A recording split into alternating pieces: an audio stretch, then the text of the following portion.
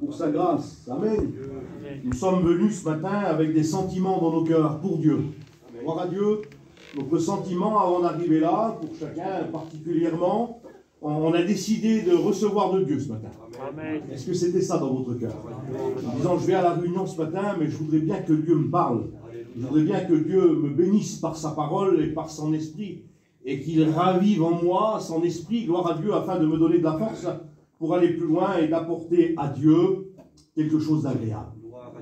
Apporter à Dieu quelque chose d'agréable et de raisonnable que Dieu apprécie, et que Dieu apprécie dans les moindres mots qu'on pourrait apporter. Mais apportons notre cœur à Dieu ce matin.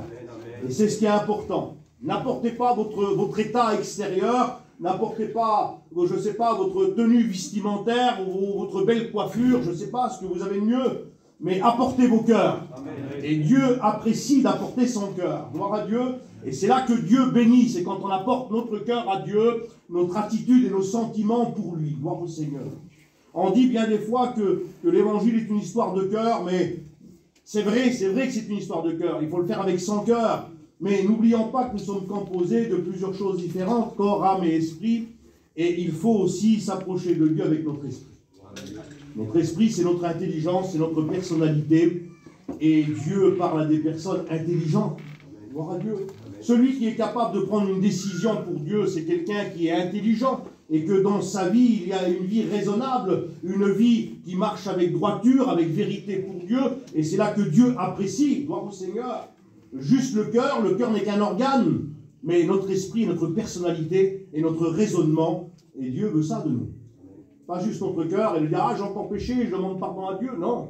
Dieu veut de nous des hommes et des femmes concrets, des personnes qui ont l'intelligence de servir un Dieu vivant et saint. La Bible nous dit qu'il est 3 fois saint, et donc nous servons un Dieu vivant et saint. Et il nous faut s'approcher de lui avec un raisonnement spirituel dans notre vie et avec des fondements spirituels qui sont vrais dans notre esprit. Gloire à Dieu. Ne soyons pas des gens qui flottent de tout vent, mais soyons fondés sur la parole de Dieu et dirigeons notre vie d'après les vérités de la parole de Dieu. Un jour, je me souviens d'une histoire, un homme est venu voir quelqu'un, puis il lui a dit, j'ai quelque chose d'extraordinaire à te raconter. J'ai appris quelque chose sur quelqu'un terrible. Et puis le frère l'a arrêté. Un homme spirituel, un homme de Dieu, il dit, arrête, il dit, avant que tu m'expliques ta situation ou les mots que tu as à me dire, ce que tu as vu ou ce que tu as connu, je voudrais que tu passes les choses que tu as à me dire par la facette à 3 fonctions. L'autre, il ne comprenait pas, mais il dit, c'est quoi ça, la facette à 3 fonctions? Eh bien, il dit, avant de dire ces mots-là, il faut que tu passes ça par l'amour, par la vérité et par la justice. Alors, il dit, si ça tombe dans ces bases-là, je vais entendre ce que tu as à me dire et je vais certainement être béni par rapport à ce que tu vas me dire.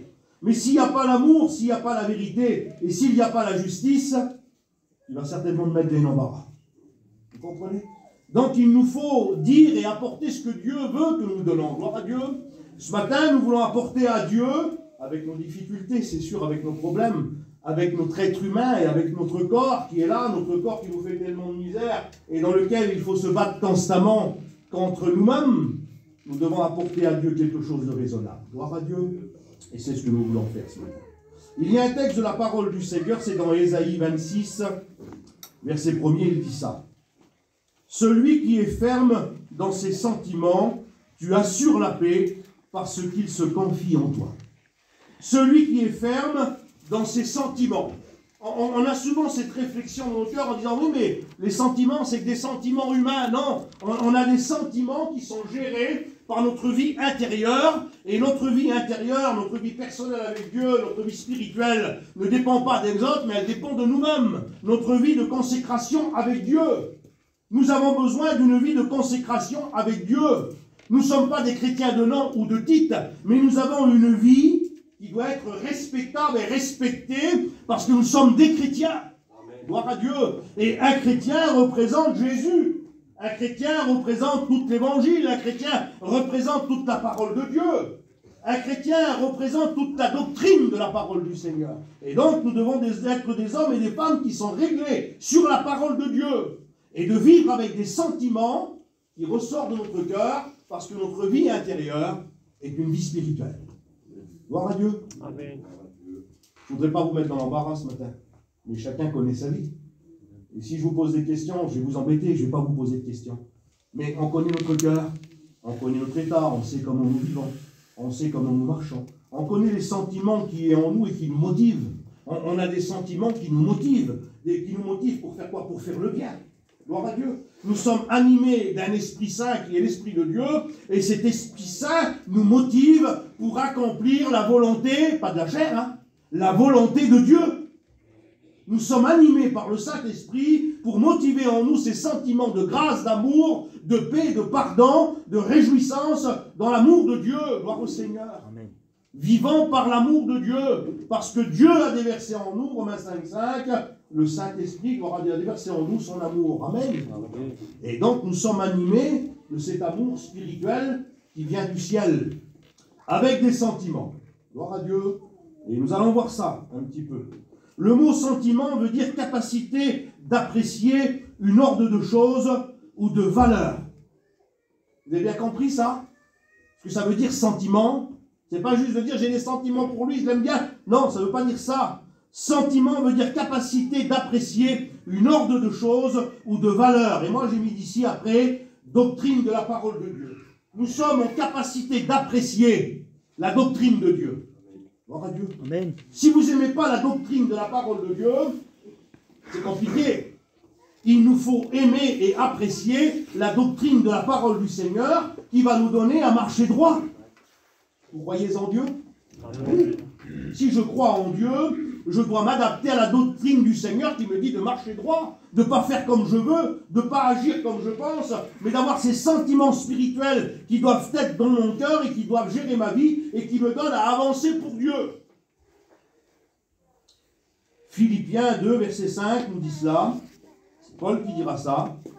Ayez en vous les sentiments qui étaient en Jésus-Christ. Il nous parle bien de sentiments. Jésus était animé de sentiments dans sa chair, mais ces sentiments, ils étaient surtout spirituels. Ce n'était pas la chair qui guidait ses sentiments, mais il était spirituel. Il était homme, c'est sûr, mais il était Dieu. Et il avait ces sentiments en lui, qui étaient des sentiments de grâce, d'amour, de justice, de bienveillance, de vérité. Gloire à Dieu. Et nous devons être animés par cela. Comme nous partageons avec nos frères, quand nous parlons avec ceux qui sont près de nous, même dans le travail de Dieu, dans une église, il y a plusieurs membres, et tous ces membres, ils doivent être coordonnés pour pouvoir grandir dans l'assistance du Saint-Esprit, gloire à Dieu. Et nous devons être des gens qui agissent par vérité, par justice et par amour. Amen. Si nous avons ces trois bases-là, nous sommes déjà bien partis. Amour, justice, vérité. Gloire à Dieu. Et il nous faut mettre au programme de notre vie ces dimensions spirituelles qui viennent de Dieu et qui nous donneront à diriger notre corps, notre vie, dans une vie de sanctification, une vie de justice et de vérité que Dieu aspire pour nous. Dieu aspire pour nous une vie de sanctification, de justice et de vérité pour notre vie. Gloire à Dieu. Dans la version second 21, le même verset, il dit ça, que votre attitude soit identique à celle de Jésus-Christ. Le mot identique veut dire parfaitement semblable.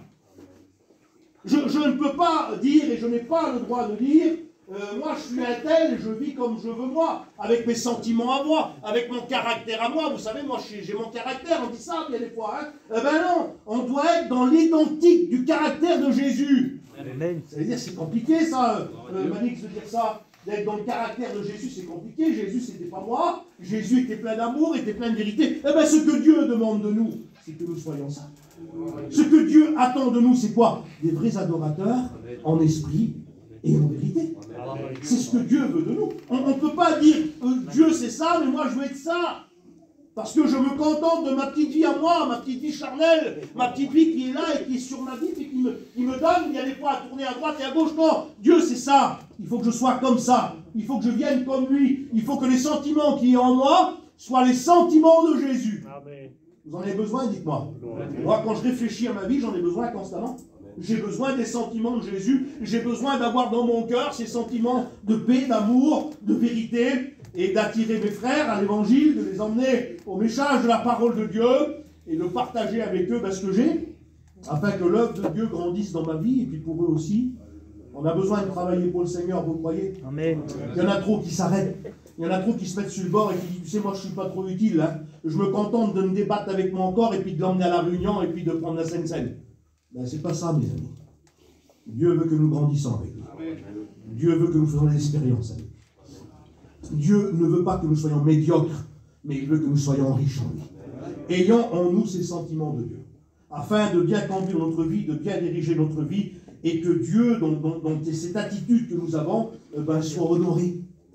Nous devons honorer Dieu par notre vie. Gloire à Dieu. Nous ne devons pas dire dans notre cœur, Dieu a honte de moi, ou je ne sais pas, moi je me cacherai, parce que mon état n'est pas bon, parce que je ne fais pas ce que je veux. Mais nous devons être fiers d'appartenir à Dieu.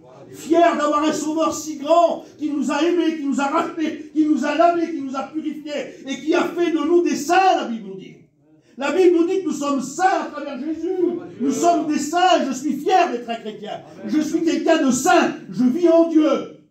Et ma vie est une vie de mise à part. Une vie qui plaît à Dieu. Une vie qui est dans les normes de la parole de Dieu. Qui respecte les règles de la parole de Dieu.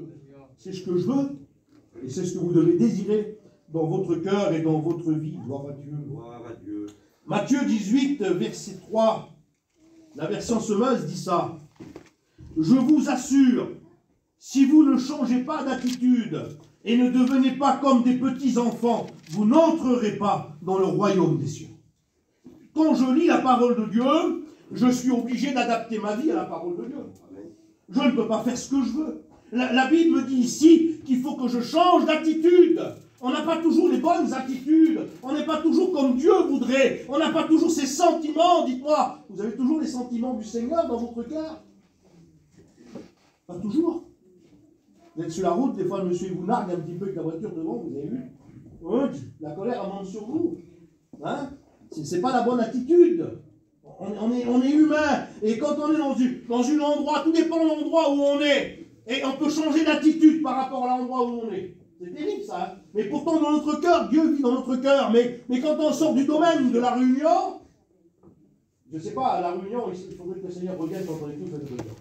On a tous des bons sentiments dans une réunion. On est tous bien. Hein? Il n'y a pas le lieu le plus hypocrite qu'une réunion. Il n'y a pas. C'est hypocrite une réunion. Parce que réellement, la plupart des gens ne vivent pas ce qu'ils vivent à la réunion. Excusez-moi, je ne vais pas avoir peur des mots ce matin. Je vais vous expliquer ce que j'ai sur le cœur et ce que la parole de Dieu me dit de dire. Amen.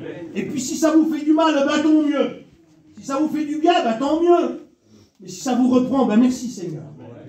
Je dois être dans l'attitude que j'ai là. Vous avez une bonne attitude là, tout de suite là. Vous avez une attitude terrible. Vous s'attendez à Dieu. Vous êtes plein d'amour dans votre cœur. S'il y a une pensée qui vient et que vous voyez votre frère dans la réunion, vous n'allez pas dire, ah celui-là, je ne peux pas le voir. Vous ne pourrez pas le dire. Dans votre cœur, vous avez une attitude terrible. Vous dites, ah Seigneur, bénis-le, je prie pour lui. Dehors, si vous faites quelque chose, si vous avez un van, vous le tuez. Vous comprenez? Nous devons avoir l'attitude de la réunion. Ce n'est pas le lieu pourtant, ce n'est pas le lieu qui bénit, c'est Dieu qui bénit.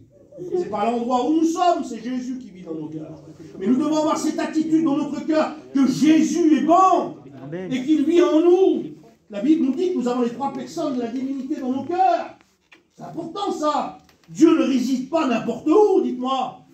Est-ce que Dieu vit dans les ténèbres? Non. Est-ce que Dieu vit dans un endroit qui n'est pas propre? Non. Dieu vit dans un endroit qui a la sainteté, où il y a la pureté. Eh bien, je dois correspondre à ça. Ma vie doit correspondre à ça. Et donc ce texte de la parole de Dieu, il dit ça, je vous assure. Et dans ce mot, je vous assure, c'est une certitude. C'est conforme à ce qu'il va dire. C'est quelque chose qui est éprouvé, c'est quelque chose de vrai. Je vous assure que si vous ne changez pas d'attitude, parce que votre attitude dépend de ce qu'il y a dans votre cœur. Si dans votre cœur ça ne change pas, vous aurez toujours une mauvaise attitude. Et là, la Bible me dit qu'il faut que je change d'attitude. Donc il faut qu'il se passe quelque chose de plus profond. Gloire à Dieu. Amen. Nous allons voir ça avec la parole de Dieu. Je vais essayer de pas être très lent. Je vais passer vite. Romains 14, verset 17.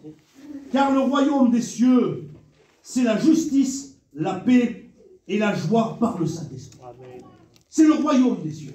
Et la Bible nous dit que dans l'évangile, quand il nous parlait du royaume des cieux, Jésus parlait de lui-même. Il dit le royaume des cieux est parmi vous. Et vous ne l'avez pas vu, il parlait de lui-même. Et moi je peux dire, là aujourd'hui, par la parole de Dieu, que le royaume des cieux doit vivre dans mon cœur. Parce que lui, il vit en moi. Gloire à Dieu.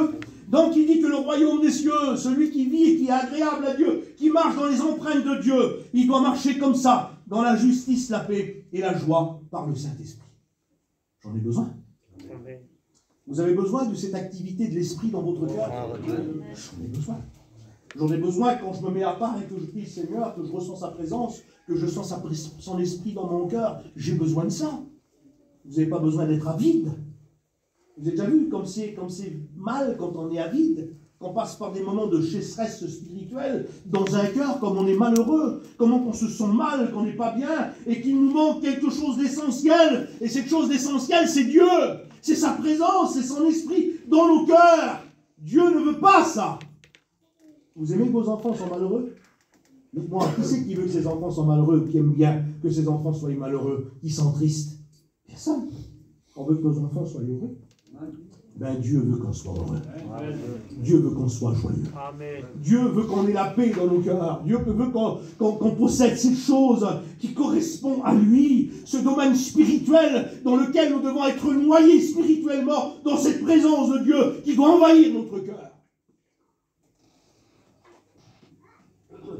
Il dit plus loin dans ce verset de la parole de Dieu, celui qui sert Christ de cette manière est agréable à Dieu et approuvé des hommes. C'est quoi là? Ben, c'est le verset que je vous ai dit au départ là. Car le royaume de Dieu, c'est la justice par la paix. C'est la justice, la paix et la joie par le Saint-Esprit. Celui qui sert Christ de cette manière est agréable à Dieu. Pour être agréable à Dieu, il faut que je vive une vie de justice, de paix et de joie par le Saint-Esprit. Là, je serai agréable à Dieu. Là, je vais être agréable à Dieu quand je vais vivre cette vie de justice, de paix et de joie par le Saint-Esprit. C'est merveilleux, la joie. La joie, c'est merveilleux.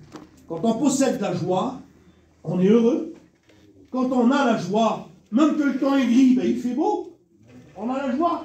Même quand on passe par des difficultés, on est heureux quand même parce qu'on a la joie du salut. Et un homme avait perdu ça, David. Il a dit à Dieu, redonne-moi la joie de mon salut. Il l'avait perdu.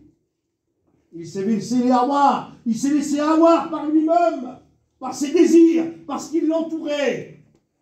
Nous vivons dans un monde, et puis il faut bien s'imaginer ça, que la frontière entre le spirituel et le charnel, ben, c'est un fil du rasoir. Notre vie spirituelle et la vie charnelle, ben, on ne peut pas la dissocier presque. Nous sommes mêlés avec. C'est une vie spirituelle renfermée dans un corps charnel qui nous emmène loin de Dieu et qui ne veut pas des choses de Dieu. Mais notre vie spirituelle doit être plus grande que la chose ben, qui est charnelle, qui est notre chair, et qui désire que des mauvaises choses. On a besoin de Dieu. Et il nous faut vivre à fond. Vous savez, j'écoute souvent dire, puis vous l'écoutez aussi, vous, que la vie chrétienne, c'est pas facile. C'est pas facile dans le sens où nous vivons un petit peu comme nous voulons. Quand on fait un petit peu ce qu'on veut, alors ça ne devient pas facile, ça devient compliqué. Mais quand on vit une vie de droiture et de justice, et qu'on enlève, qu'on sépare ce qui n'est pas bon de ce qui est bon, la parole de Dieu dit cela. Si tu sépares ce qui est mauvais de ce qui est bon, ce qui est vil de ce qui a de la valeur, alors il dit tu seras comme ma bouche. C'est important ça. Il faut que je vive une vie de séparation. Il faut que j'enlève, que je retire ce qui ne correspond pas à l'évangile et que je vive une vie de paix, de joie, de bonheur par le Saint-Esprit. Une vie d'onction. Et une vie d'onction, c'est une vie perpétuelle de communion avec Dieu. Une vie d'onction, c'est des étapes dans notre vie où on recevra de Dieu des expériences avec Dieu. Et c'est là qu'on devient riche en Dieu, de faire des expériences avec lui, quand on vit une vie d'onction. Aujourd'hui, il y a beaucoup de chrétiens qui se contentent de vivre une vie charnelle, une vie spirituelle, mais charnelle. Je ne sais pas si on met une base de pourcentage, allez, on va dire 80 euros pour le corps et 20 euros pour l'esprit. Hein? 80% et 20%. On ne peut pas vivre comme ça. Ça sera une vie compliquée, une vie difficile, sachant que la parole de Dieu nous enseigne à autre chose. Il nous faut une vie de sainteté, une vie de pureté qui correspond à la parole de Dieu. Ce matin, ce que je voudrais, c'est pas vous en mettre plein la tête ni les yeux, mais je voudrais que Dieu vous en mette plein le cœur. Je voudrais que le Saint-Esprit déverse sur vous son onction. Parce que quand on a compris l'onction de Dieu, ça devient facile d'être un chrétien. Quand on a compris qu'il faut vivre une vie de mise à part, qu'on n'a pas le droit à rien, pas le droit à une mauvaise pensée, à un mauvais regard, pas le droit à dire de mauvaises paroles, mais à rester pur et à se conserver un vase pur pour Dieu, alors on devient un vase qui est agréable à Dieu. Et où que Dieu se sert. Gloire à Dieu. Ah oui. Si, je ne sais pas si vous avez besoin de quelque chose, je ne sais pas, pour faire un travail, quelque chose, une outil, quelconque, vous en avez plusieurs, vous en avez une qui est bien propre, bien installée là, vous en avez 2 ou 3 à côté, ils sont tous sales, pleins de saleté, vous allez dire j'aime ça, il y en a je vais prendre la propre. Vous êtes d'accord? Je crois que Dieu se sert des propres. Amen. C'est dans mon cœur, je le crois, mon sang. Dieu se sert des propres. Il ne se sert pas des sales. Vous voulez que Dieu se serve de vous ce matin? Soyez propres. Ça veut tout dire dans le sens du mot, soyez propres. Soyez purs, soyez saints. Soyez pour Dieu, soyez pas pour votre chair. Travaillez pas pour votre chair, mais travaillez pour Dieu. Et c'est ce que Dieu veut pour nous. Je continue un peu plus loin. Ainsi donc, il dit ici un peu plus bas, ainsi donc, recherchant ce qui contribue à la paix et à l'édification mutuelle. Voilà notre recherche que nous avons besoin d'avoir dans notre cœur en tant que chrétiens, recherchant ce qui contribue à la paix. Nous devons être des hommes de paix, des femmes de paix, gloire à Dieu, à part rechercher ce qui est guerre, ce qui est misère ou discorde, et à l'édification spirituelle. Je dois avoir ça dans mon cœur. M'édifier, édifier mes frères, s'édifier les uns et les autres, parce que je vis la vie de Dieu dans une justice, une paix et une joie que produit le Saint-Esprit dans nos cœurs. 1 Thessaloniciens 2, verset 12. Nous vous exhortons à marcher d'une manière digne de Dieu, qui vous a appelé à son royaume et à sa gloire. Marchez à une manière qui est digne de Dieu. Si on réfléchit au mot, être digne de quelque chose, je ne sais pas moi, c'est un enjeu, c'est quelque chose d'important d'être digne. Être digne de Dieu parce qu'il nous a appelés à son royaume. Et je disais l'autre jour, il ne nous a pas appelés à vivre dans une hangar ou dans une ferme. Comprenez ça? Dans une ferme, vous pouvez y aller avec des bottes en caoutchouc, avec de la boue dessus. Vous voyez? Il ne nous a pas appelés à ça, il nous a appelés à son royaume. Alors il dit, marchons d'une manière digne, qui correspond au royaume de Dieu. Donc la moindre des choses, c'est que je sois propre. Dans le royaume de Dieu, il n'y a pas de saleté. Comprenez? Dans le royaume de Dieu, on n'y rentre pas avec des mauvaises pensées. On n'y rentre pas avec des mauvais regards. Vous savez que une vie chrétienne est personnelle, une vie spirituelle est personnelle. La vie spirituelle, vous ne la voyez pas à l'intérieur. Vous voyez des gens et vous allez les juger par rapport à leur comportement, dans la manière où ils vivent. Vous allez voir des choses graves sur eux. Ils ont fait des fautes graves. Vous allez le voir. Mais il y a des gens qui font des choses plus graves que personne ne voit pas. Ah oui. Puis on ne peut pas avoir de jugement. Ben non. C'est dans leur esprit, dans leur tête, dans leur regard. On doit se purifier. Amen. Il y a un texte de la Bible qui dit « Je suis pur, soyez purs. Et je veux que mon peuple soit pur. » Ce que Dieu appréciera de nous le plus ce matin, ce n'est pas qu'on parle mieux que les autres ou qu'on prie mieux que les autres. Il ne vous jugera pas par votre prière, le Seigneur. C'est une faculté humaine, ça, d'avoir un bon langage. Mais il vous jugera par votre cœur. Et vous apportez pas à Dieu. Quand on dit on apporte à Dieu un culte agréable, c'est quoi un culte agréable? C'est pas que personne m'a vu et que j'ai péché dans mon esprit, non. Un culte agréable, c'est que vous possédez sur vous le parfum de Jésus.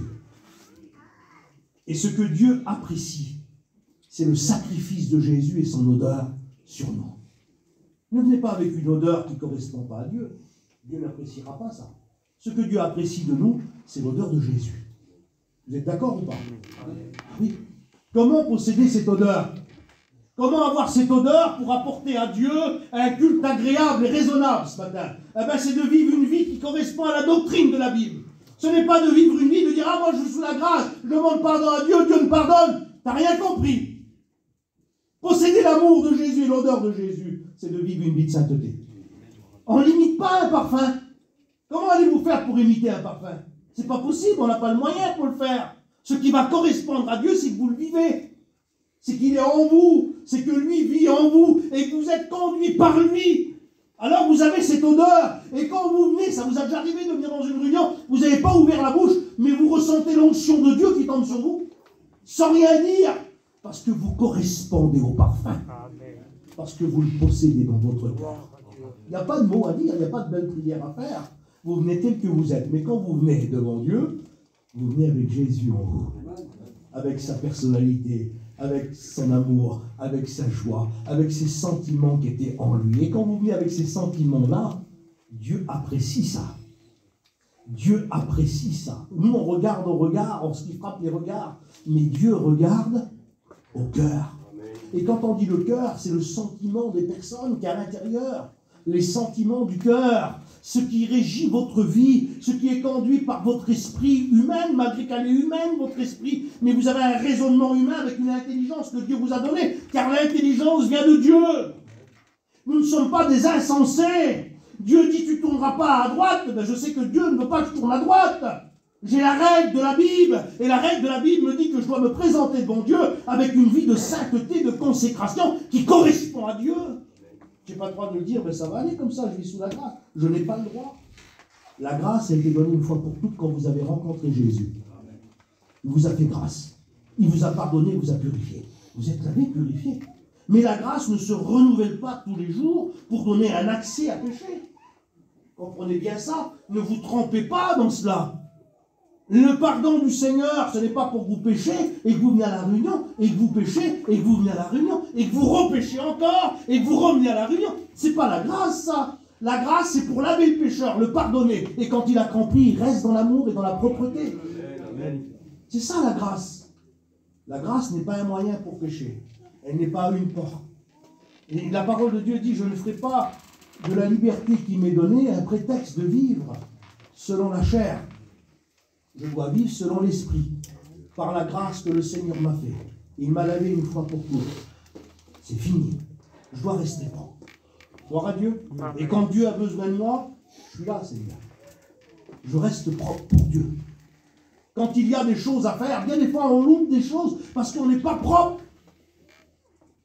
Il y a des endroits où que Dieu voudrait se servir de nous, mais parce qu'on n'a pas été propre, il ne se sert pas de nous. Ah oui, il ne peut pas se servir. Après, si Dieu se sert de vous et que vous n'êtes pas propre, après vous allez dire, ben, je peux vivre comme ça, hein.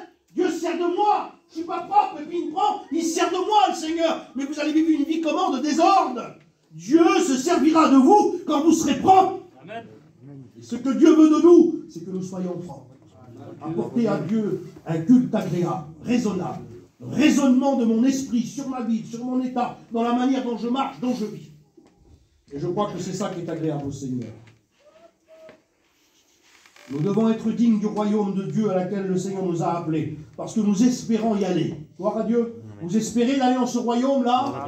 Gloire à Dieu. Alors pour y aller, mes amis, mettons en œuvre ce qu'il y a à faire. Travaillons à notre salut avec crainte et tremblement, elle dit la Bible. Je dois craindre de ne pas me salir, de rester propre pour le Seigneur. Gloire à Dieu. Dans le psaume 119, et au verset 1er, « Heureux ceux qui sont intègres dans leur voie, qui marchent selon la loi de l'Éternel. » Heureux. Heureux celui qui reste intègre. Ça veut dire propre, ça. Intègre, je ne fais pas ce que je veux, mais je marche d'après les règles. Vous savez, si on écoute parler, puis on a vu bien des fois la police, la gendarmerie, ce que vous voulez là, ils vivent d'après la loi. Eux, ils doivent faire respecter la loi. Mais je ne sais pas si vous avez vu, il y en a qui ont fait des grosses misères, des gros problèmes. Ils ont fait des fautes terribles. Parce que pourquoi? La loi ne les voyait pas tout de suite, mais ils ont quand même été découverts, ils ont été vus, ils ont été condamnés. Mais nous avons notre Dieu, notre règle qui nous voit constamment. Il n'y a pas un jour où on est caché de Dieu. Il n'y a pas une seconde de votre esprit où que Dieu ne voit pas ce qui se passe dans votre esprit. Chaque seconde de votre vie, c'est comme ça, à nu, à découvert devant Dieu, Dieu le voit. Donc on ne peut pas se permettre de faire ce qu'on veut. Nous avons des règles et des lois, et c'est les lois de l'Éternel. Heureux ceux qui gardent ses préceptes et qui les cherchent de tout leur cœur. Heureux celui qui garde ses préceptes et qui les cherche de tout son cœur. Il dit plus loin, puissent mes actions être bien réglées, afin que je garde tes statuts. Alors je ne rougirai pas à la vue de tous tes commandements. Il y a une raison pour ne pas avoir honte, pour ne pas rougir à la vue de tous les commandements de Dieu. Eh bien, il faut que je marche d'après les règles de Dieu et que mes actions soient bien réglées. Gloire à Dieu. Amen. Vous avez vu comme c'est beau quand un homme ou une femme est bien réglé. Elle a des bases solides dans sa vie. Quand vous lui parlez avec elle, on ressent, ou avec cette personne, on ressent que ce qui la motive, c'est la parole de Dieu. Ce qui la motive, c'est les règles de la parole de Dieu. Qu'il ne se permet pas de faire ce qu'il veut, mais qu'il vit d'après la parole du Seigneur. C'est bon. C'est agréable pour nous, c'est agréable pour Dieu.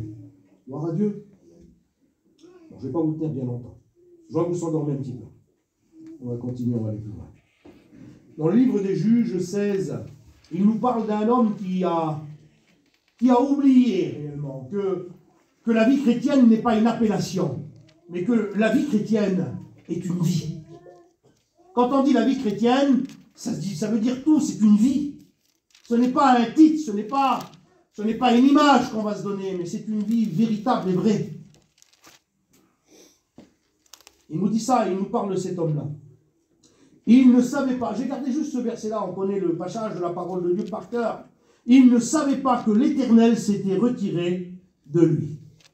Monsieur Samson, un super homme, un homme terrible. Il a fait des choses terribles. Mais il est arrivé à un niveau de sa vie où il ne s'est même pas aperçu que l'Éternel s'était retiré de lui. Là, ça devient dangereux.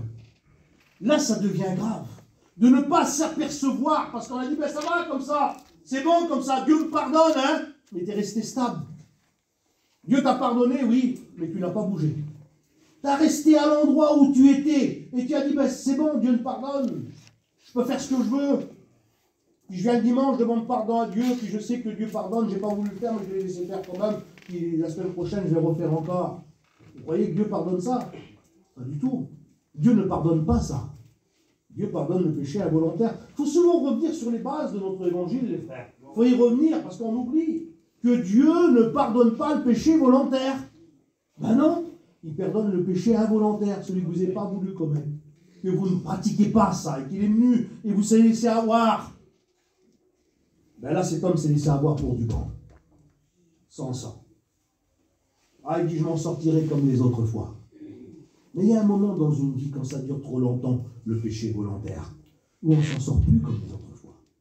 Où on tombe dans un gros piège. Et on en a vu.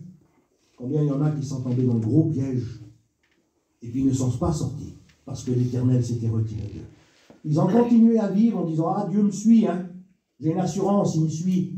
Il est grâce, il fait grâce, et puis je me permets de faire ce que je veux. Il l'a fait des années et des années. Puis au bout d'un moment, trop tard.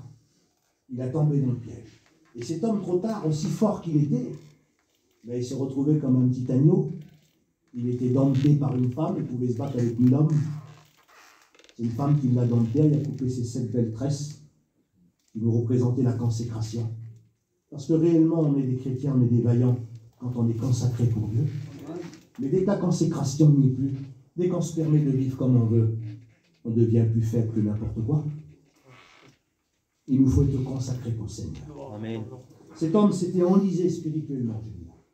Vous savez ce qui se passe quand on est enlisé? J'ai pris cette image-là. Vous êtes avec votre véhicule, il marche terrible, c'est un camion qui marche terrible, puis vous arrivez sur un mauvais terrain. C'est ça réellement, quand on arrive à pécher volontairement. On arrive sur un mauvais terrain. Et le terrain est meuble, on appelle. Donc les roues de la voiture vont s'enliser. Vous allez accélérer, il y a un bruit terrible, le renflement du camion, il marche terrible, le moteur. Mais vous n'avancez pas. Il n'y a pas d'avancement. Ce qui vous fait représenter ça, et ce matin, ce que je voudrais vous faire comprendre ce matin, c'est que votre visuel, votre intelligence qui voit les choses là, votre panoramique de vue que vous avez devant vous, eh ben, le décor n'avance plus. C'est ça. On ne voit plus défiler le décor sur les côtés quand on roule. Il y a un décor qui passe devant nous. Vous l'avez vu, c'est les côtés, c'est les champs qui passent. Je ne sais pas où il y a des vaches dans les champs. Et vous passez, et plus loin, c'est une rivière. Il y a un défilement de choses. Il y a des chrétiens où que le défilement spirituel s'est arrêté. Où les bénédictions de Dieu ne sont plus. Vous êtes toujours à un même endroit. C'est un tableau. Et ce tableau pour vous, vous savez ce que c'est? C'est la crucifixion du Seigneur. C'est la grâce. Et je vis sous la grâce, mais je reste comme ça. J'ai resté à la croix. C'est compliqué ça. Mais Dieu nous demande de faire des expériences avec lui, d'avancer, d'aller plus loin. Mais là, tu te rends compte ce matin en disant, oui Seigneur, je n'ai pas avancé, je suis toujours au même but, je m'attends toujours à quelque chose, mais je reste dans mon péché, et je vis avec. Ce que Dieu veut ce matin, c'est que tu enlèves ton péché. Amen. Ce que Dieu veut ce matin, c'est que tu enlèves ton habitude, qui n'est pas bonne et qui ne correspond pas à apporter quelque chose d'agréable à Dieu. Gloire à Dieu. Il s'est enlisé. C'est l'importance, Seigneur. Plus rien ne marche. Tout s'est arrêté réellement en un mot. Alors j'ai mis ici, moi, il faut descendre en bas du véhicule. Pas facile des fois, hein. C'est ça, dehors, dans la boue, mais il faut descendre quand même. Comment on va faire pour s'en sortir? Il faut descendre en bas, il faut regarder l'état, comment nous sommes. Je fais le tour. Vous savez que vous pouvez le faire ce matin? Vous pouvez sortir de votre corps, spirituellement, là, et vous pouvez faire le tour de votre vie charnelle. Et de dire, qu'est-ce que je fais pour Dieu? Où j'en suis avec Dieu? Quel est le résultat que j'ai avec Dieu depuis tant d'années? Quelle est la grandeur que j'ai attrapée dans les choses de Dieu? Quel est le niveau spirituel que j'ai en Dieu depuis le temps que je le connais, depuis le temps qu'il m'a fait grâce, depuis le temps qu'il m'a lavé, où j'en suis avec lui? Vous pouvez le faire ce matin. Amen. Ça va pas être facile, c'est dur. C'est dur parce qu'on les connaît, les fautes qu'on a. On ne peut pas dire ce matin, ah si j'ai péché, Seigneur, il n'y a pas qui l'a dit l'autre jour, pardonne-moi. Des fois tu le sais si tu as péché, hein. Bah oui. Tu sais si tu as péché. Chacun connaît sa vie ce matin. Moi, je ne suis pas là pour vous accuser. Hein. Mais je suis là, je ne sais pas, mais je pense ça ce matin. Allez, la parole de Dieu, c'est elle qui nous visite. Vous êtes d'accord? La parole de Dieu, c'est notre docteur. Vous avez mal quelque part. Vous ne savez pas ce que c'est que vous avez réellement, mais vous avez un mal. Un mal qui vous range, qui vous fait mal. Et ça dure tellement longtemps, vous dites, il faut que je me décide d'aller au docteur. D'accord? Alors vous rentrez dans la salle d'attente. On est tous dans la salle d'attente ce matin. Puis le Seigneur est en train de parler par sa parole, c'est lui qui parle. Et lui, il sait où il est ton problème, il sait où il est ton défaut. Puis on est dans la salle d'attente, alors au bout d'un moment, ça attend un petit moment, tout à coup le médecin il vient ou l'infirmière et il vous appelle par votre nom. Monsieur Attel, Madame Attel, oui, rentrez ici s'il vous plaît. Puis vous s'élevez de la petite chaise que vous attendez depuis le temps et vous rentrez dans la salle de consultation ou que le médecin va vous visiter. Puis ce matin, je vous le dis devant Dieu, quelqu'un qui ne veut pas être, qui n'admet pas qu'il est malade, il ne va pas au médecin. Vous êtes d'accord avec ça? Quelqu'un qui n'admet pas qu'il n'est pas bien, il ne va pas au médecin. Ce matin, il nous faut admettre que nous sommes malades et que nous avons besoin d'un remède. Vous êtes d'accord? Tu n'as pas avancé, tu as resté sur place, tu as resté à la croix, tu n'as pas bougé de là. Tu réagis dans ton cœur ce matin et tu dis oui, je suis malade, il y a quelque chose qui ne fonctionne pas. C'est pour ça que je n'avance pas. Alors ce matin, je vais aller au docteur. Vous avez pris cette décision d'entendre Dieu vous parler. D'accord ou pas d'accord? Vous l'avez fait. Je vais le faire ce matin, moi. Pareil que vous. Et je vais rentrer, comme ça avec mon tour à moi, je vais rentrer. Le Saint-Esprit est capable de vous prendre ce matin et de dire vous mettre sur la table de la consultation et que Dieu vous visite. Amen. Capable de le faire. Vous avez quoi à faire? Vous n'avez rien à faire. Vous avez juste à rentrer et à obéir à ce que le médecin va vous dire. Et le médecin te dit ce matin, allonge-toi là, et je vais te visiter. Ce matin, j'accepte, moi, dans mon cœur, que le médecin divin me visite. Seigneur, viens visiter mon âme. Ce matin, je vais m'allonger là. Viens regarder mon cœur. Vous avez vu ce qu'il a la capacité de faire, un médecin? Pourtant, il est humain comme vous. Il se fait un petit truc dans les oreilles, là, et avec un petit machin, puis il entend votre cœur. C'est terrible, ça. Hein? Il entend votre cœur. Et il vous dit si votre cœur marche bien. C'est un homme, pourtant. Il peut entendre la respiration de vos poumons. Il vous met ça dans les reins derrière, et puis il voit si vos poumons fonctionnent bien. C'est un badge, c'est un monsieur. Et mais Dieu est capable, parce qu'il est divin, de rentrer sa main dans votre corps, dans votre cœur, le prendre dans ses mains. Il est capable de vous prendre votre âme dans ses mains et de dire, tu sais là, il y a un gros problème, et si tu continues comme ça, tu vas mourir. Dieu est capable de vous parler comme ça ce matin, parce qu'il est divin. N'ayant pas peur des mots, il est capable de remodeler une âme. Comme il dit à Jérémie, descends dans la maison du potier, je te montrerai. Et la Bible nous dit que là, le potier est en train de travailler sur un tour et le vase qu'il faisait ne réussit pas. Puis avec la même masse, il décide de la remodeler, de l'écraser, de la broyer, et puis d'en refaire une autre. Et le vase qui ne réussit pas, il réussit. Je voudrais que Dieu réussisse avec ma vie, avec ta vie, et que Dieu te reconstruise quelque chose de vrai, que tu repars sur des bonnes bases. que tu sois un vase d'honneur pour Dieu. Amen.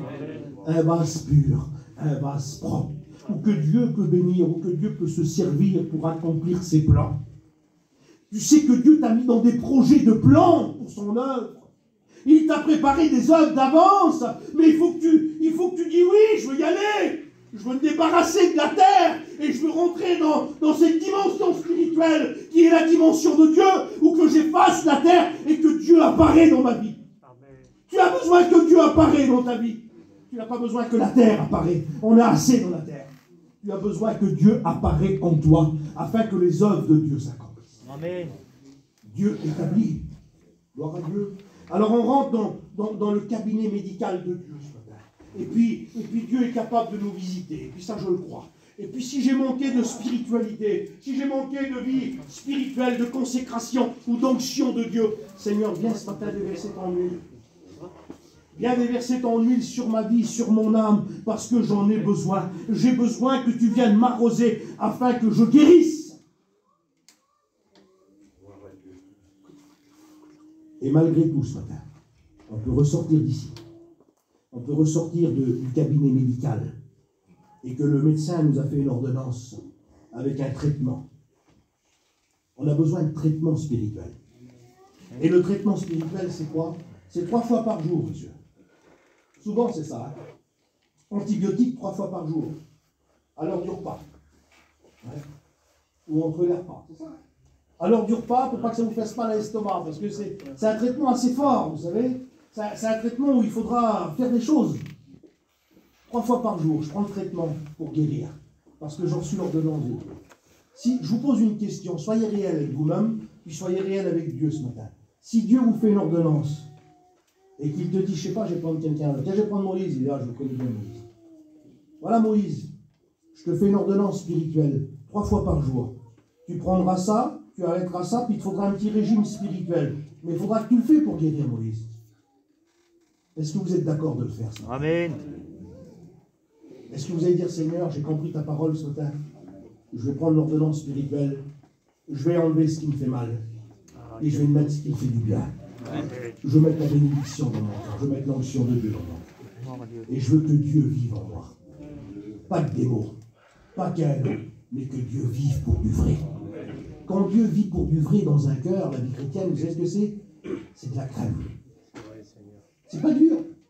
Quand vous êtes spirituel et que vous vivez spirituellement, il n'est pas dur l'évangile. C'est un amour de la vivre l'évangile. C'est un bonheur. Quand il y a des réunions, moi je tombe mort après les réunions. Il y en a 20 par jour, je vais au vin. Si je peux y aller au vin, je vais au vin. Je me régale de la parole de Dieu. Dans ton échange, ça régale mon âme. Mon âme, on est régalé de ça. Eh bien, j'en veux encore plus, Seigneur. Et je veux que tu me parles encore plus, parce que ta voix, elle est là dans mon cœur, puis elle résonne dans ma vie. Et je veux l'écouter, ta voix. La Bible dit que la parole de Dieu, elle dépouille les arbres de la forêt. Je voudrais qu'elle dépouille mon cœur, qu'elle dépouille ma chair, ma vie, afin que je vive encore plus spirituellement. J'en ai encore plus besoin, Seigneur, afin d'accomplir ta parole dans mon cœur. Gloire à Dieu. Il y a un homme qui s'enlisait aussi comme ça. J'ai pris les grosses têtes qu'on connaît. C'est Saül. C'était le roi d'Israël, un homme terrible. Mais il a désobéi à Dieu. Il a désobéi à Dieu. Dieu ne lui avait pas demandé, il a fait. Il a désobéi à Dieu. Et la Bible dit que l'Éternel s'est retiré de lui. Il n'y a rien de plus dangereux de croire qu'on est toujours à son poste, mais spirituellement qu'on n'y est plus. Saül croyait qu'il était toujours roi d'Israël, mais Dieu avait déchiré la royauté de sur lui. Il était toujours roi. Pour les hommes, il était roi, mais pour Dieu, il n'était plus roi. Et son cœur devenait un tourment. La Bible nous dit qu'un esprit, un mauvais esprit venait l'agiter. Et puis il appelait David, le petit berger, il venait avec son arc. Et la Bible nous dit que là, il jouait de son arc, il chantait des cantiques. Et puis ça apaisait son âme. Mais au bout d'un moment, il savait que Dieu l'avait choisi. Regardez le texte de la Bible, qu'est-ce qu'il dit? C'est dans 1 Samuel 18, verset 12. Saül craignait la présence de David. Ça l'apaisait son cœur quand David venait jouer. Mais quand il était en sa présence, ça lui donnait de la crainte, il avait peur. Parce qu'il savait que Dieu l'avait choisi à lui. Et que lui était rejeté. Mes amis, quand on est rejeté, on n'a plus de pouvoir, on n'a plus rien. Quand on n'a plus la présence de Dieu, on devient des malheureux. On croit être à notre poste, sûr et certain ce matin. Il y a des chrétiens qui croyaient être à leur poste ce matin. Mais en fin de compte, ils s'en vident. Et ils n'ont même plus la présence de Dieu en eux. Mais ils sont là. Ils sont là parce que le visuel est là. Parce que mon père, mon frère, ma soeur, ou mon oncle, c'est un pasteur, moi j'ai été baptisé, c'est lui qui m'a baptisé. Je ne peux pas me permettre de plus venir à la réunion. Ils sont par une obligation d'être à la réunion. Mais en eux, il n'y a plus rien. Là, c'est malheureux. Là, c'est très malheureux. On ne vit pas pour le visuel que les gens nous voient, mais on vit pour Dieu. Amen. On ne vit pas pour notre mari ou pour notre compagne. On vit pour Dieu. Amen. Et ce matin, si on vient prendre la Sainte Seine, ce n'est pas pour donner une image d'un chrétien, mais on vient parce qu'on appartient à Dieu. Puis on apporte ce parfum d'agréable odeur à Dieu. Et Dieu apprécie ça. Si ce matin tu es dans cette position et que tu te sens malheureux, je voudrais que tu cries à Dieu ce matin. Amen. Tu as le droit de le faire. Vous savez, quand une brebis est égarée ou elle tombe dans un endroit où il ne faut pas, qu'elle ne se sent pas bien, elle crie pour que le berger l'entende.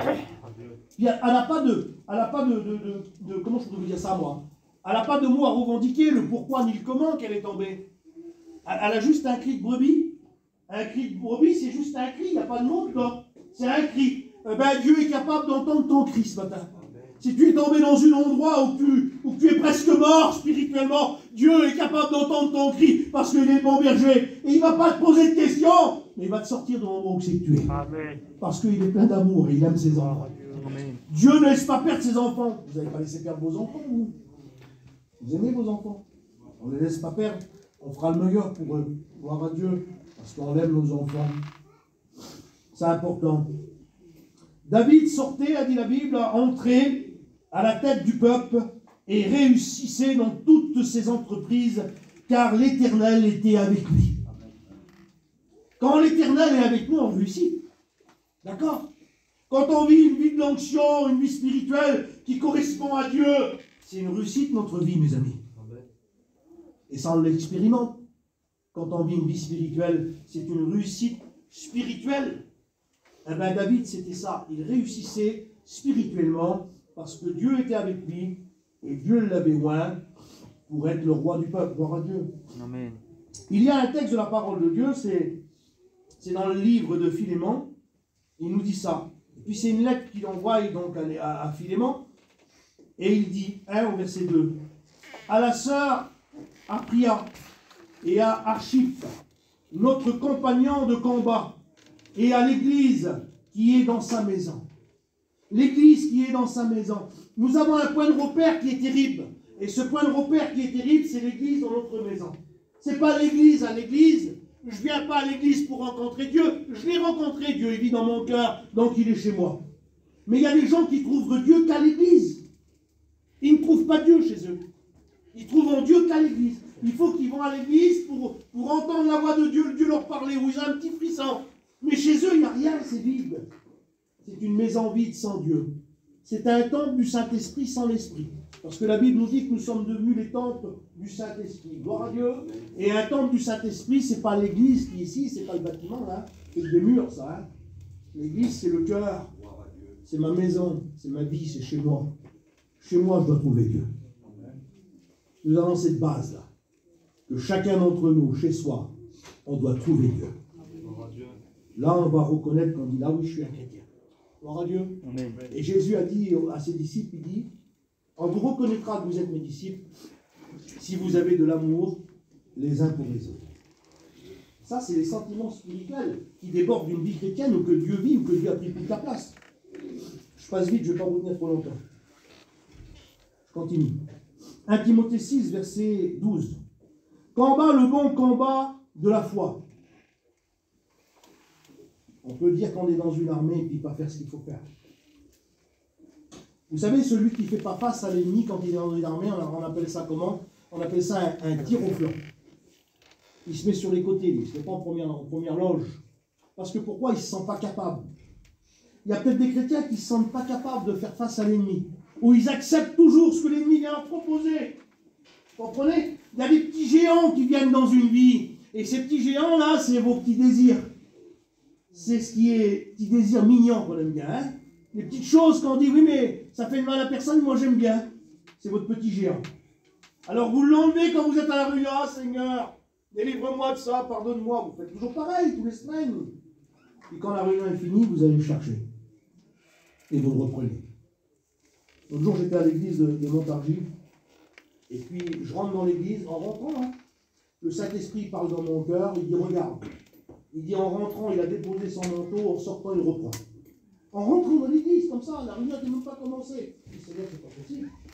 Dieu m'a montré ça. Il y avait quelqu'un qui venait, quand il venait à l'église, il déposait son manteau chez lui. Là-bas, il laissait par lui. Il venait à la réunion. Il participait à la Sainte Seine. Et quand il retournait vers lui, il reprenait son manteau. Il n'y a pas plus trompeur qu'un humain.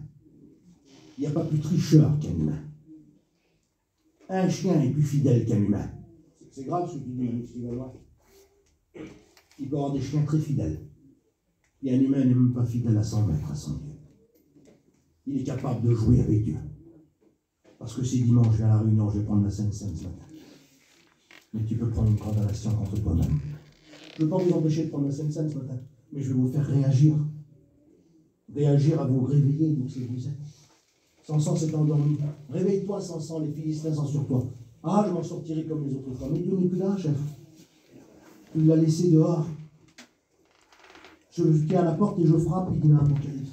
Si quelqu'un ouvre la porte, j'entrerai chez lui, je souperai avec lui. C'est ça l'importance. C'est que Dieu rentre chez nous, qu'il soupe avec nous, qu'on partage avec lui. Il est où ton partage avec Dieu?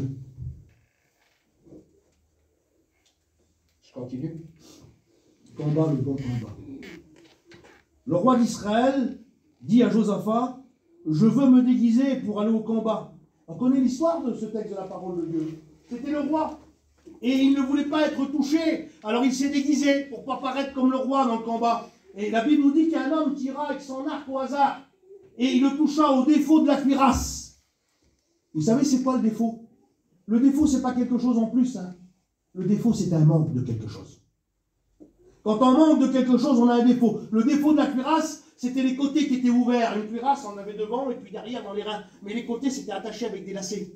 Il n'y avait pas de protection sur les côtés. Et la Bible nous dit qu'il fut touché au défaut de la cuirasse. Le défaut de la cuirasse, c'était un manque de protection. C'était un manque de sainteté. C'est peut-être un défaut ce matin. C'est peut-être un gros manque des choses de Dieu. Tu passes pour être vrai, a dit la Bible.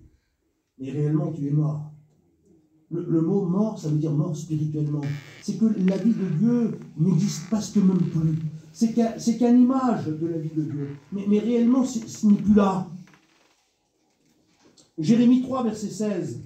Lorsque vous aurez multiplié en ces jours-là, il dit, l'Éternel, on ne parlera plus de l'arche de l'alliance de l'Éternel. Elle ne viendra même plus à la pensée et on ne se la rappellera plus.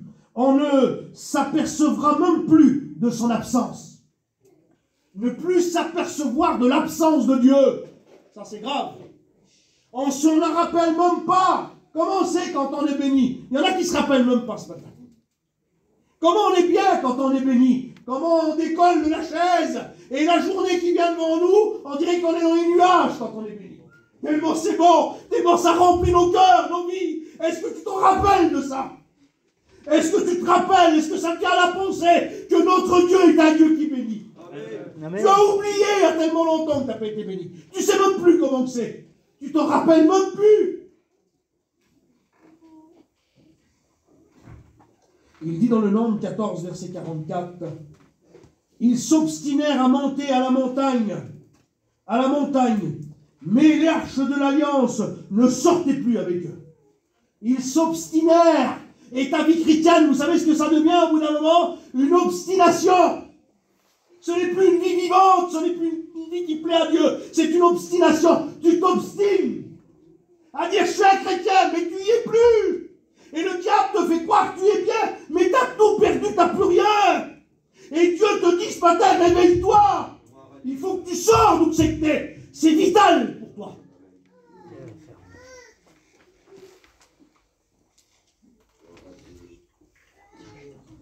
Ce matin, je ne voudrais pas aller plus loin que le mot de la Bible. Je ne voudrais pas dire des choses qui ne correspondent pas à la parole de Dieu. Mais je voudrais que le Saint-Esprit vous parle. Amen.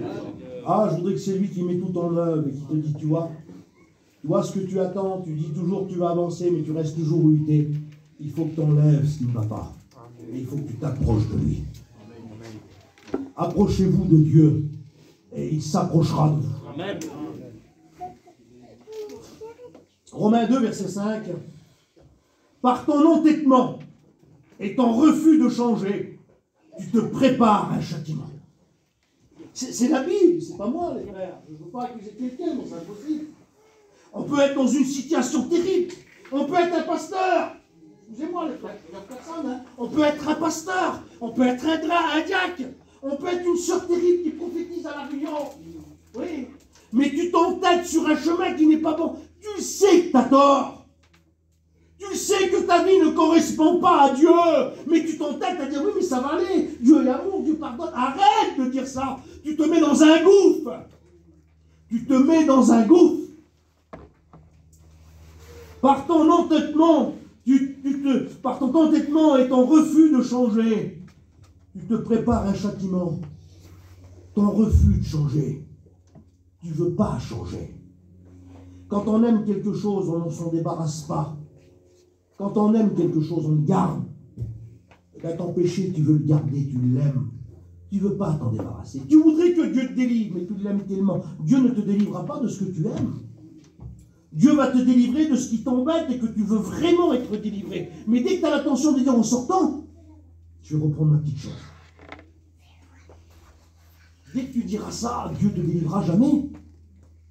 Mais ce matin, la Bible dit que celui qui avoue et qui délaisse obtient miséricorde. Je veux obtenir miséricorde ce matin. Il faut que tu veux obtenir miséricorde. Donc il faut que tu avoues et que tu délaisses. Mais tu avoues à qui? Tu avoues à Dieu.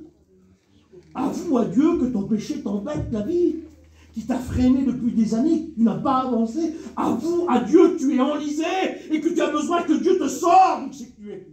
Avoue-le à Dieu. Et Dieu fera le miracle. Il est le Dieu du miracle. Alors, je vais venir sur un petit point.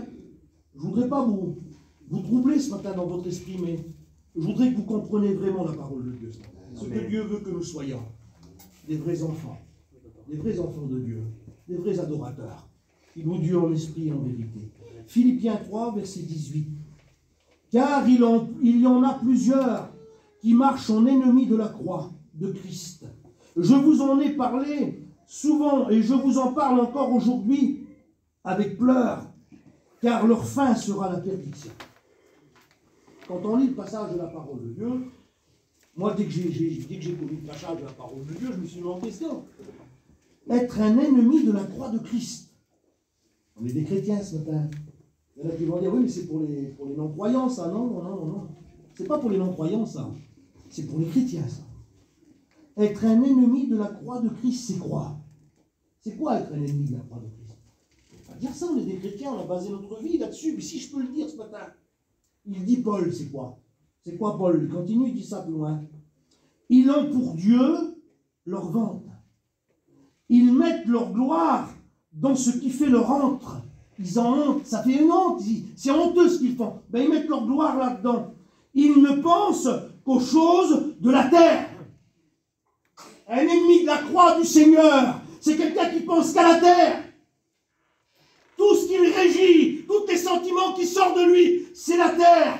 C'est l'acquisition, c'est vouloir quelque chose de plus, c'est grandir dans le monde, c'est avoir plus d'argent, mettez ce que vous voulez, c'est de posséder tout ce que le monde offre. C'est celui-là qui devient un ennemi de la croix de Dieu. Parce que celui qui est ami de la croix de Dieu, vous savez ce qu'il a fait? Il a crucifié sa chair sur la croix. Ce n'est pas un ennemi de la croix, mais il a crucifié sa chair sur la croix. La croix pour lui, c'est la victoire. Amen. On n'est pas un ennemi de la croix. La croix est une victoire pour un chrétien. Parce qu'il a crucifié sa chair. Il a crucifié ses sentiments charnels qui sont loin des choses de Dieu. Alors il est ami de la croix. Oui, la croix c'est mon ami parce que mon sauveur est mort dessus. Amen. Et je suis mort avec lui. Et la Bible dit que je suis ressuscité avec lui. Gloire à Dieu. Gloire à Dieu. Amen. Et le Christ vit en moi. Amen. Nous ne devons pas être des ennemis de la croix ce matin. Nous ne devons pas marcher pour nos sentiments, par les sentiments de la terre, de la chair. Et marcher par les sentiments du ciel, sauver des âmes. Amen.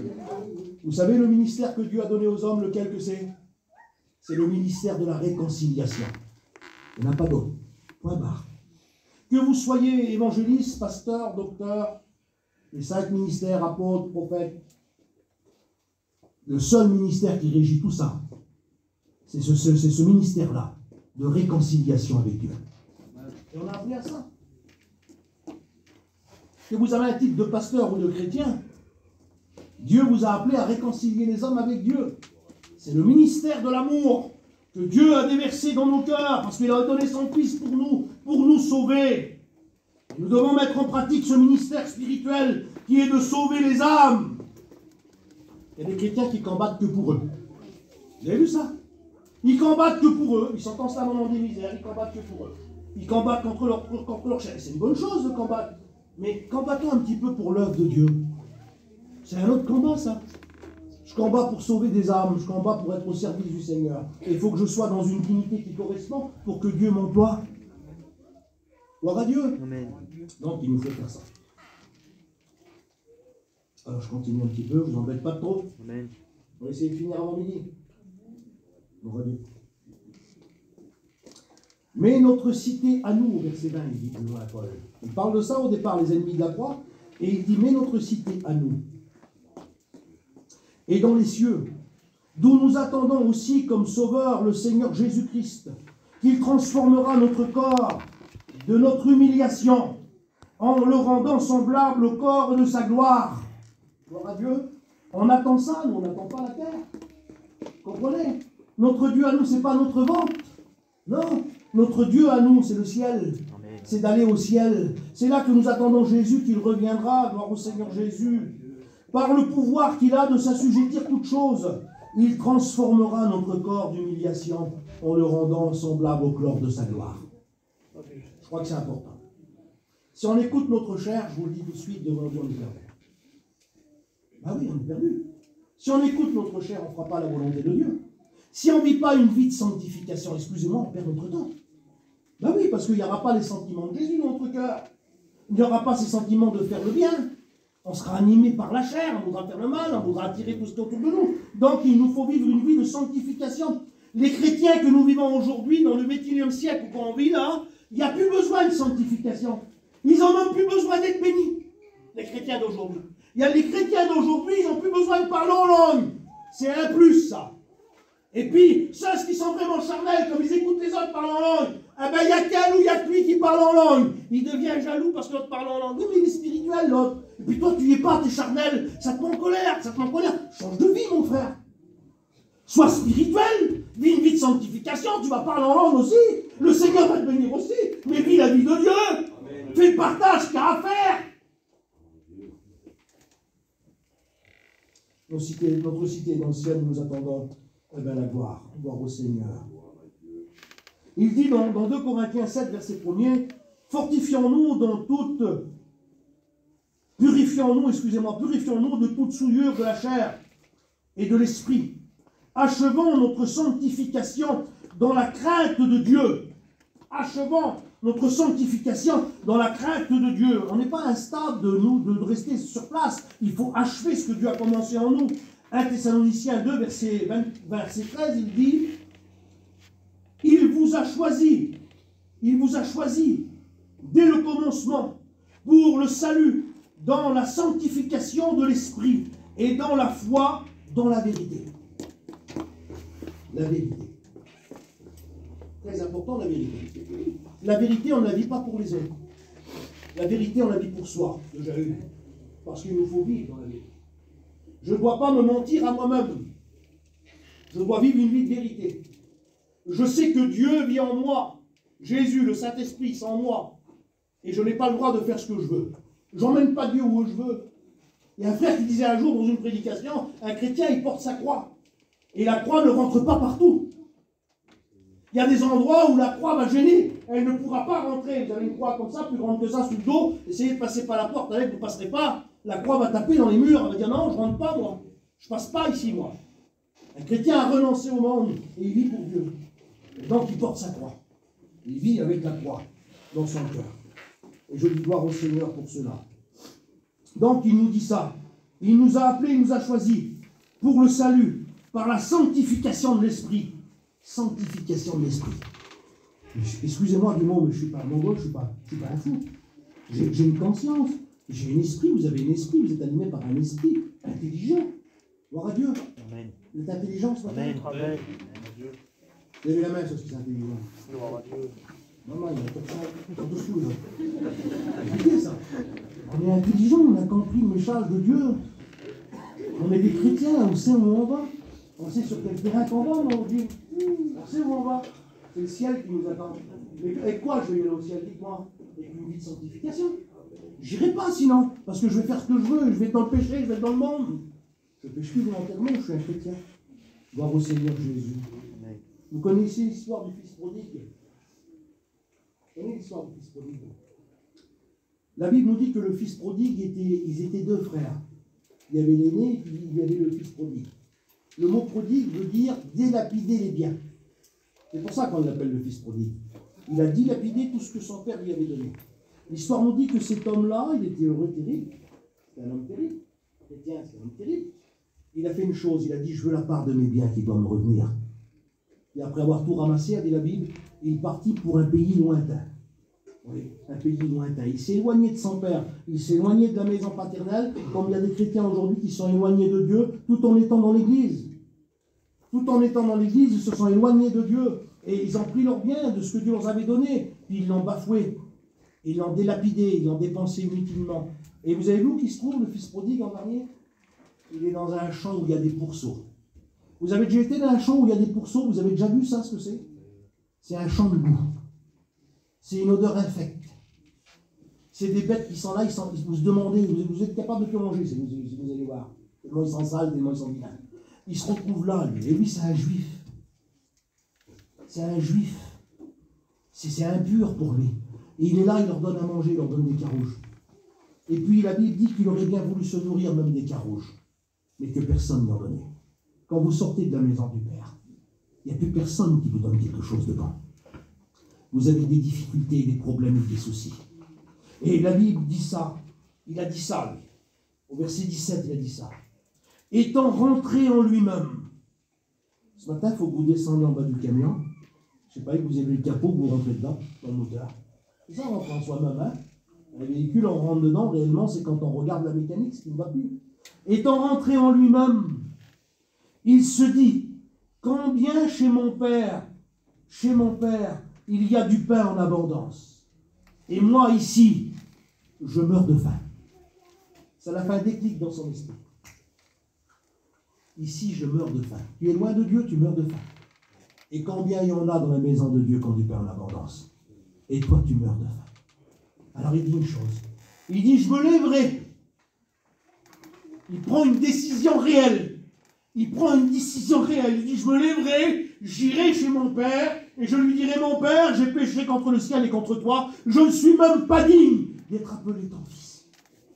On perd tout quand on s'éloigne de Dieu. On n'est même plus digne d'être appelé fils de Dieu. Parce qu'on ne vit plus comme ça. On n'appartient plus comme ça. Quand on est dans une maison, on vit avec des règles. Eh bien, on a tout bafoué, ces règles-là. Et on n'est même plus appelé fils de Dieu. Alors il dit, je me lèverai, j'irai chez mon père, et je lui dirai, mon père, j'ai péché. Contre le ciel et contre toi. Ce matin, c'est à notre portée à nous, chacun d'entre nous. Chacun connaît sa vie, son cœur. Et je vous le dis devant Dieu, si quelqu'un se lève, qui réagit à la parole de Dieu et qui dit, moi j'ai besoin, je vais me lever ce matin, j'en ai marre d'être pauvre spirituel et de ne plus avoir de nourriture, et je vais lui dire, Seigneur, j'ai péché contre toi. Vous savez ce qu'il a fait, le Père? On connaît l'histoire. Il était sur la route et il l'attendait. Dieu t'attend ce matin. Et il est sur la route devant toi. C'est pas que des mots, c'est la parole de Dieu. Vous croyez en la parole de Dieu? Amen. Eh bien, la parole de Dieu est pour vous, le remède à votre vie. Ton Père se trouve devant toi et il t'attend sur le chemin. Tel que tu es, même si tu es sale, même si tu sens mauvais, excuse-moi, le mot que j'entreprends là, parce que le fils prodigue sentait mauvais, hein. Il était dans les champs, dans la bouche des pourceaux, il ne sentait pas la rose de monsieur, hein. Mais il a dit quand même, tant pis que je suis sale, tant pis que j'ai honte, il avait honte dans son cœur. Il a dit, j'ai péché contre toi. Et son père a dit ça tout de suite. Vite, il dit, la plus belle robe. Il n'avait même plus de robe, il était en bien. Il n'avait plus rien. Peut-être que ta robe est sale ce matin. Le vêtement du salut qui doit être blanc est sale. Et il sent mauvais. Ben, Dieu te dit ce matin, la plus belle robe pour toi. Tu ne mérites pas. Hein. Tu ne mérites rien du tout. Mais Dieu est amour et il t'aime. Alors il veut enlever cette vilaine robe et lui mettre une robe pure, propre. Mettez-lui un anneau au doigt. Il appartient à une maison qui est son père, qui est dans les cieux. Mettez-lui les souliers aux pieds. Il marche avec des souliers aux pieds. Tu es peut-être nu, tu es pieds nus. Tu as plus blessé qu'autre chose réellement en un mot. Et quand on marche à pieds nus, on se blesse. Hein? Dieu veut soigner ce matin. Amen. Dieu veut te bénir. Dieu veut donner ce qui te manque. Ton manque de consécration, ton manque de dignité envers Dieu, parce que tu as bafoué la dignité. Le Seigneur te rappelle. Et il veut t'emmener jusqu'à lui, gloire à Dieu, pour te mettre dans un endroit de sainteté, de pureté, gloire à Dieu. Il dit ça, le Père. Écoutez bien ça. Vous connaissez l'histoire, il dit ça au verset 24. Car mon fils que voici était mort. Quel mot, Seigneur. Mon fils que voici était mort. Et il est revenu à la vie. Il était perdu. Il est retrouvé. Ce matin, tu peux retrouver Dieu. Excusez-moi, les mots sont forts, vous allez peut-être dire, toi pas, qu'est-ce qu'il faut que je fasse ce matin par rapport au message? Je vais passer pour quelqu'un qui était plus chrétien, qui était mort. Peu importe, mon frère, ma soeur, tu passes pour ça. Si c'est salutaire pour toi, Seigneur, tu peux te mettre à genoux au milieu de la salle. On ne va pas te parler dessus, ce matin, on va prier pour toi. Amen. On va essayer de t'emmener jusqu'à Dieu. C'est notre rôle, les prédicateurs qui sont, c'est leur rôle d'amener ceux qui sont un peu loin, de les emmener à Dieu. C'est notre rôle. Donc on va prier le Seigneur pour toi. Personne ne te parlera dessus ce matin, mais tout le monde va se réjouir. Amen. Si votre frère est perdu dans la chair, votre frère, vous l'avez pu retrouver pendant des semaines et des mois, et tout à coup vous le voyez, vous allez faire quoi envers votre frère? Vous allez dire, Seigneur, le revoilà, mon bon père, il était perdu, mon frère, je le retrouve. Vous vous rendez compte? On va être dans la joie. Et on va prier le Seigneur pour toi, afin que Dieu te bénisse, que Dieu te fait redécouvrir ce que tu as perdu, que Dieu te redonne au centuple ce que tu as besoin dans ton cœur. Parce que tu n'as plus de pain à manger. C'est compliqué quand tu n'as plus de pain à manger. Hein? Eh bien, chez ton père, il y a du pain là-bas. Amen. Gloire à Dieu. Je terminerai. J'ai mis encore un verset ou deux, je vais terminer. Je vais passer vite. Je vais essayer de vous le lire vite fait quand même. Ézéchiel 18, verset 4, il dit ça. L'âme qui pêche, c'est celle qui mourra. Il n'y a rien d'autre à rajouter. L'âme qui pêche, toi qui dis je peux, tu mourras. Si tu vis une vie comme ça en étant conscient que tu pêches, tu mourras. Il faut que tu libères de ça, hein. Au plus vite, chef. Au plus vite. Hébreux 12, verset 14. Recherchez la paix avec tous et la sanctification sans laquelle personne ne verra le Seigneur. On n'est pas sauvé, je vais reprendre ce mot-là, ce n'est pas la sanctification qui nous sauve, c'est Jésus qui nous a sauvés. C'est sûr. Mais si vous ne vivez pas la vie de sanctification, je ne vous donne pas cher votre vie. Hein. Ah ben oui. Parce que si nous sommes sauvés par Jésus, il nous faut vivre une étape de vie qui correspond à Jésus. Donc c'est la vie de sanctification. Et notre frère ancien païen nous dit toujours, enlever les points noirs, les pages noires de notre livre. On en a encore les frères, des fois des pages noires, des points noirs. Il faut les enlever, ça. Vous ne croyez pas qu'il faut les enlever? Ou alors il faut accumuler encore plus de pages noires. Non, il ne faut pas. Il faut les enlever afin de correspondre à Dieu et d'être avec Dieu quand le Seigneur viendra. Gloire au Seigneur Jésus. Maintenant, mes frères, il dit dans 2 Chroniques 29, verset 11, maintenant, mes frères, cessez, ça veut dire arrêtez. Arrêtez d'être négligents. Car vous avez été choisis par l'Éternel pour vous tenir en sa présence et pour être à son service. Dans lui, pour être pour lui un serviteur qui lui soit fidèle et qui offre des parfums. Amen. Je crois que c'est important. Gloire à Dieu. Celui qui a commencé en vous cette bonne œuvre la poursuivra et l'accomplira jusqu'au jour où Jésus-Christ viendra. Gloire à Dieu. Un autre verset dit cela, il la rendra parfaite. J'ai mis cette pensée-là, si vous achetez un terrain, la plupart en ont acheté là, vous l'avez désherbé, vous l'avez nettoyé, vous avez resté quelques temps sur le rideau. Ça devient un champ, une brousse. Vous allez l'abandonner le terrain, dites-moi. Ben non, vous l'avez payé cher. C'est cher le terrain. Surtout dans la région, ça coûte cher. Et ben vous n'allez pas l'abandonner. Parce que vous l'avez payé trop cher. Vous savez ce que vous allez faire? Vous allez se remettre à la tâche et vous allez nettoyer encore une fois. Parce que ça vous coûte cher. Parce que vous aimez ce terrain-là. Alors vous allez renettoyer. Et ce matin, Dieu est capable de regarder ta vie ce matin, malgré qu'il l'avait fait, qu'il avait tout nettoyé, qu'il était propre, et qu'il y a encore des mauvaises choses qui ont poussé. Mais parce que tu lui coûtes cher, il a payé de son fils pour toi. Il est capable de revenir. Il est capable d'arracher encore les mauvaises heures. Parce qu'il t'aime. Il n'y a rien qui peut surpasser l'amour. Surtout l'amour de Dieu. Il n'y a rien qui surpasse l'amour de Dieu pour ses enfants. Il t'aime d'un amour éternel. Un amour sans faute. Un amour qui est incontrôlable, indiscernable, la hauteur, la profondeur. C'est incalculable l'amour de Jésus, mais il t'aime comme ça. Et si ton terrain est sale, s'il y a des branches, s'il y a ce que tu veux, des pierres, il est capable de se mettre dedans à genoux, puis les enlever, les arracher. Parce qu'il t'aime. Je voudrais que tu te réveilles ce matin. Et que tu prennes conscience de ça. Que Dieu te bénisse. Je voudrais qu'on couvre les francs. Amen. On va prier Seigneur. Pour ne pas être surpris quand Jésus viendra prendre son Église, il faut d'abord qu'on le connaisse ici. Si tu ne connais pas Jésus ici sur la terre, s'il ne vit pas dans ton cœur ici sur la terre, tu vas être surpris quand il viendra prendre son Église, parce que tu ne le connaîtras pas. C'est terrible ça. Et il nous faut le connaître maintenant. Est-ce que tu le connais bien? Est-ce qu'il vit bien en toi? Est-ce que vraiment des fois l'Esprit te parle? Puis elle te dit, toi, ça serait bien que tu fasses ça. Ça serait bien que tu passes un petit moment dans la prière. Ça me le fait souvent, moi. Ça serait bien que tu lis un petit peu aujourd'hui. Un petit peu de temps devant toi. Essaye de lire. Et je sais que c'est le Saint-Esprit qui me parle. Et quand ça me le fait directement, je prends la Bible et puis je le fais. Et je demande pardon à Dieu, c'est pas souvent. Mais je sais que Dieu le fait. Et Dieu travaille avec ma vie, avec mon cœur. Là, ce matin, ce qu'il veut, le Seigneur, c'est ça. Il veut que tu le connaisses mieux. Pour le connaître mieux, il faut que tu t'approches plus. Pour que tu t'approches plus, il faut que tu sois plus pur. Pour que tu sois plus pur, il faut que tu sois plus spirituel. Gloire à Dieu.